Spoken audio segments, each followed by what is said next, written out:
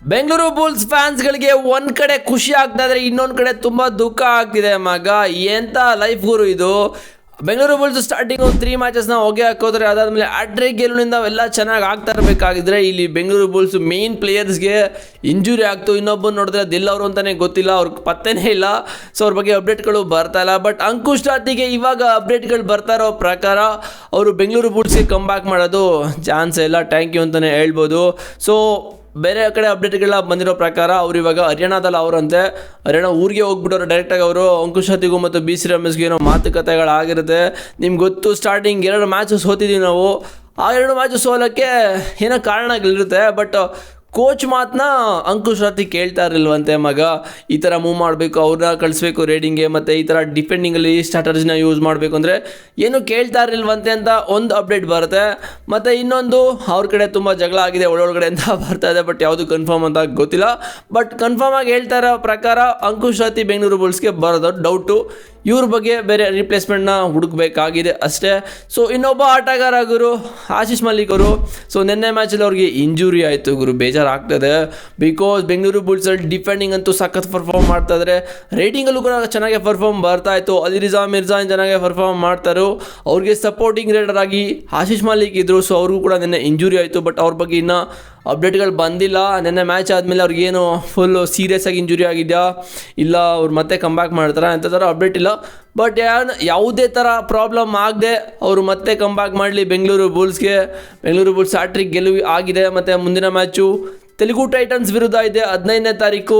ಈ ಒಂದು ಮ್ಯಾಚ್ನ ಗೆಲ್ಲೇಬೇಕು, ಗೆದ್ದು ಟೇಬಲಲ್ಲಿ ಟಾಪ್ ಹೋಗಬೇಕು. ಸೊ ಇವಾಗ 5ನೇ ಪೊಸಿಷನ್ ಇದ್ದೀವಿ.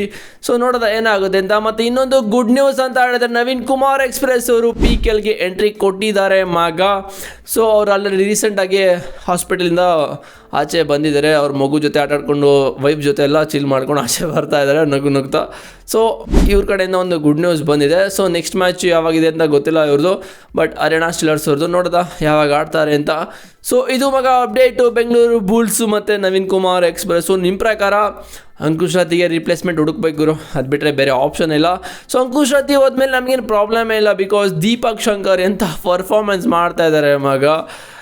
ನೆಕ್ಸ್ಟ್ ಲೆವೆಲ್ ಪರ್ಫಾರ್ಮೆನ್ಸ್ ಅವ್ರದ್ದಂತೂ. ಆಡಿರೋ 3 ಮ್ಯಾಚಲ್ಲಿ 17 ಟ್ಯಾಕಲ್ ಪಾಯಿಂಟ್ಸು, ಅದರಲ್ಲಿ 2 ಐಫೈ. ಫಸ್ಟ್ ಮ್ಯಾಚಲ್ಲಿ 4 ಏನೋ ಟ್ಯಾಕಲ್ ಏನೋ ತೊಗೊಂಡು 4 ಅಲ್ಲ 3 ಪಾಯಿಂಟ್ ಏನೋ ತೊಗೊಂಡ್ರು. ಸೊ ಅದಾದಮೇಲೆ 2 ಐಫೈ.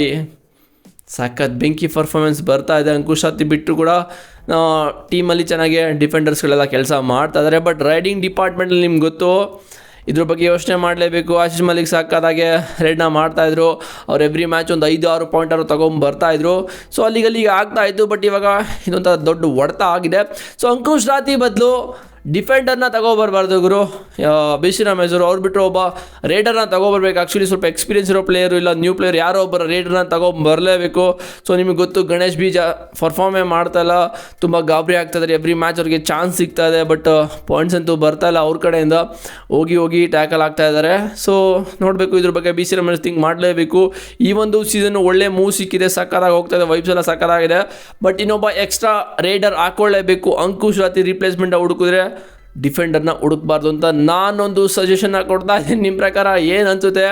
ಅಂಕುಶ್ ರಾತಿನೇ ಡಿಫೆಂಡರ್ನೇ ತಗೋಬರ್ಬೇಕಾ, ಅವ್ರ ಬದಲಿಲ್ಲ ರೈಡರ್ನ ತಗೋಬರ್ಬೇಕಂತ ಕಾಮೆಂಟ್ ಮಾಡಿ. ಚಾನಲ್ಗೆ ಸಬ್ಸ್ಕ್ರೈಬ್ ಮಾಡಿಲ್ಲ ಅಂದರೆ ಮಾಡ್ಕೊಳ್ಳಿ. ಡಿಸ್ಕ್ರಿಪ್ಷನ್ ಟೆಲಿಗ್ರಾಮ್ ಇದೆ ಮಗ, ಹೋಗಿ ಜಾಯ್ನ್ ಆಗು. ನಿಮಗೆ 3 ಅಪ್ಡೇಟ್ ಸಿಗ್ತಾ ಇರುತ್ತೆ. ಹಾಗಿದ್ರೆ ಸಿಗ್ತೀನಿ ನೆಕ್ಸ್ಟ್ ವೀಡಿಯೋದಲ್ಲಿ. See you boys.